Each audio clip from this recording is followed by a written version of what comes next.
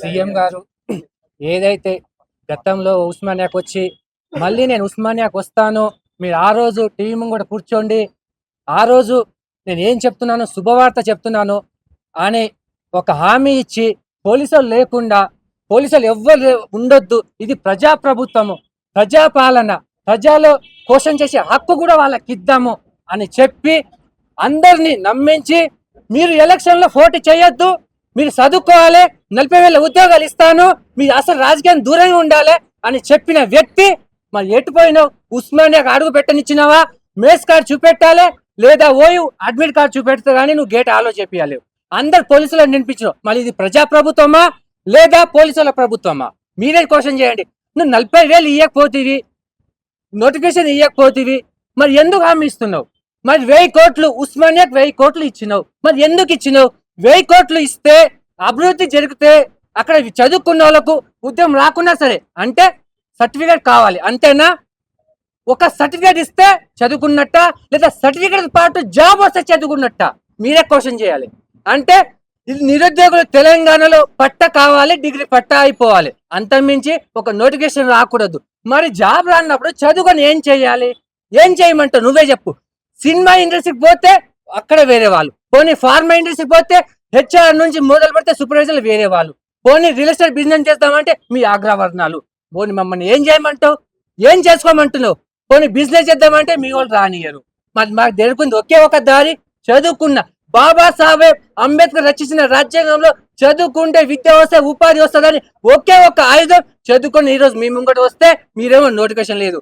గత ప్రభుత్వం బిశ్వల్ కమిటీ 1,98,000 ఉద్యోగాలు ఉంది అని చెప్పుకుంటే నువ్వు బాత్రూమ్ పోయే కాడగా బిశ్వల్ కమిటీ, బాత్రూమ్ పోయినా బిశ్వల్ కమిటీ అని చూపెట్టినావు. మరి ఈరోజు బిశ్వల్ కమిటీ ఎటుపోయా? నువ్వు ఉచ్చపోయినప్పుడు కూడా బిశ్వల్ కమిటీ అని మాట్లాడేటివి. నేను రాజకీయంలో నువ్వు ఖైరతాబాద్ ప్రెస్ క్లబ్ మీట్లో మాట్లాడి ఏం చెప్పినావు? మీకు నేనున్నాను, 2 లక్షలు ఒకేసారి నింపుతా అంటే మరి ఎటుపోయా 2 లక్షలు? కనీసం నీకు ఇంగ్లీష్ రాకపోయా అటుంచు, నీ మనవాడు ఎత్తుకుంటావు కదా, బాబు బాబు ఫోన్ చూసి ఇంట్లో టీజీపీఎస్సీ నోటిఫికేషన్ అని కొట్టు బాబు అని చూపెట్టు, అప్పుడు ఒక లిస్ట్ వస్తుంది. అప్పుడు వాడు చెప్తాడు, నాన్న లేదా తాత ఇది మన నోటిఫికేషన్ కాదే, ఇది పాత నోటిఫికేషన్, ఏదోటి చెప్తాడు కదా, ఏదోటి అయితే చెప్తాడు కదా. మరి నువ్వు ఫోన్ అయితే చూపెట్టుకోవాలి కదా, అవునా కాదా?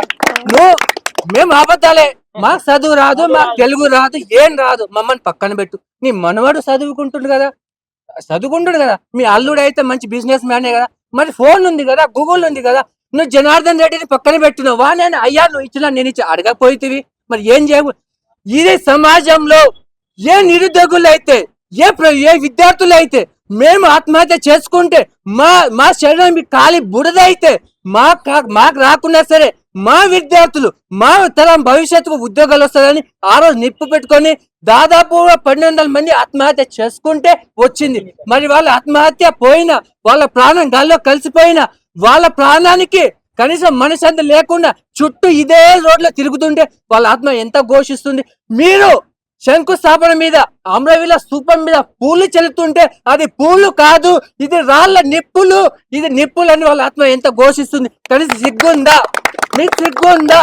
వాళ్ళ ఆత్మ శాంతిస్తలేదు, వీళ్ళకి నోటిఫికేషన్ ఇవ్వలేదు. వాళ్ళు ఏ తెలంగాణ కోసం అయితే, ఏ తెలంగాణ ప్రభుత్వం కోసం అయితే ప్రాణాలు అర్పించిందో మేము అది చేయలేకపోయి, మరి ఎందుకు ఇలా పూలి వర్షం గురించి కనీసం మీకైనా ఉందా? బల్మూర్ వెంకట్ ఇదే లైబ్రరీకి వచ్చి అరే నా 60,000 నాకు ఇచ్చారా బాపు, నీ కోసం నేను గెలిపించుకోవచ్చు 60,000 పాల ప్యాకెలు దర్జలని నా జేబులో మా ఇంటికి రానిస్తలేడు, నీకోసం ఖర్చు చేసేటప్పుడు నాకు మరి. అరే బాబు నీకు సిగ్గు ఉందా? కనీసం సిగ్గుందా? ఏం లేకపోతే పోతే పోనీ ఆటైనా ఉంచు. మరి ఏంటి దొంగలం ఎన్ని రోజులు ఇస్తావు? నోటిఫికేషన్ అంటూ చదువుకో అంటున్నావు. నేనే కొత్త ఇన్స్టిట్యూట్ పెడతా, మీరు కావాలంటే చదువుకోండి, పిల్లల చదివిద్దా, నేను ఇన్స్టిట్యూట్ పెడతా అంటువి. మరి ఎటు పోవాలి, ఏం చదువుకోవాలి? నువ్వు నోటిఫికేషన్ లేవు, మాటల హామీ, అబద్ధాల హామీ, ప్రతిదీ నువ్వే, అన్ని నువ్వే చెప్తావు. మరి ఎన్ని రోజులు చెప్తావు? పోనీ ఆట నుంచి మాట ప్రొఫెసర్ కోదండరా, నువ్వు చదువుకున్నావు కదా, పెద్ద వ్యక్తి కదా, గౌరవం అయితే ఉంది కదా, మరి ఎటు పోతుంది? ఇదే త్యాగల గాన సభల్లో నాతో మాట్లాడిపించినావు కదా, నా పక్కన కూర్చున్నావు కదా, మరి ఆ రోజు ఎత్తిపోతుంది? నువ్వు ఏం మాట్లాడినావు, ఏం చేసినావు, అది పక్కన పో. కానీ సీఎం రేవంత్ రెడ్డి నువ్వు దేనికోసం వచ్చినావు? ఏ మాట చెప్పి వచ్చినావు? ఏ హామీలు ఇచ్చి వచ్చినావు? మరి హామీలు ఎటుపోతున్నాయి? మరి నువ్వు ఏం చేయాలనుకునే తెలంగాణ సమాజానికి? కనీసం మా మాట మేము చేస్తున్న పార్టీలో కాదో పక్కన పెట్టు. ఇదే చిక్కన్ లైబ్రరీ పక్కన ఒక పోలీస్ స్టేషన్ ఉంది. వాళ్ళని అడగండి, మా బాధలు ఏంటో వాళ్ళు చెప్తారు. మేము ఎన్నిసార్లు రోడ్ ఎక్కిమో వాళ్ళు చెప్తారు. కనీసం వాళ్ళని అడగండి, మా తరపున వాళ్ళని అడగండి, చెప్తారు మేము ఎన్ని ఘోషాలు పడుతున్నాం. 5 రూపాయలు భోజనం తినుకుంటే అందులో రాళ్ళు రప్పలు అన్ని వస్తాయి. మీకు తెలుసా? కనీసం మీ ఇంట్లో తిన్నారా? ఏం తెలుసు మీకు? మీ సీఎం గా ఉండి ఏం తెలుసు? అదే మీ ఇంగ్లీష్ రాదు, 2 సంవత్సరాలు పరిపాలిస్తున్నాం. తెలుగులో చదువుకుందాం, తెలుగులో కమ్యూనికేషన్ కాదు, నాలెడ్జ్ ముఖ్యమండు. అదే తెలుగు మీడియంలో, అదే నాలెడ్జ్ లో, అదే తెలుగుతో రాసిన పేపర్ నువ్వు ఎందుకు డిబార్ చేసినావు? మరి ఇంగ్లీష్ ఎందుకు పాస్ చేసినావు? అది చెప్పలే? అది నీకు ఆత్మ ఘోషిల్లే? కనీసం బుద్ధి ఉందా అని నేను అడుగుతుందా? అమ్మ, సీఎం రేవంత్ రెడ్డి భార్య మా అక్క నీ చేతిలోంచి దోడిస్తున్నా, వీని ఒక్కరోజు అన్నం పెట్టకమ్మా. ఎందుకు అన్నం పెట్టలేదని ఘోషణ చేస్తే నువ్వు ఇచ్చిన హామీ నిలబెట్టలేవు.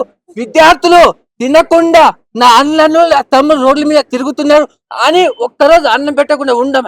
కనీసం మీరైనా ఈ చేతుల్లో నిలిచిపోతారు. అన్ని అంతే. కవిత వస్తుంది మాట్లాడదు, సీఎం కేటీఆర్ వస్తాడు మాట్లాడాడు. అంత అగ్రవర్ణాలు ఎన్ని రోజులు బహుజన సమాజం నాశనం చేయాలనుకుంటున్నారు? ఎన్ని రోజులు మమ్మల్ని ఘోష పెట్టాలనుకుంటున్నారు? 20 సంవత్సరాల నుంచి నాకు ఇప్పుడు 30-40 సంవత్సరాలు వచ్చిన మా విద్యార్థి మిత్రులకు ఏం చేయాలి?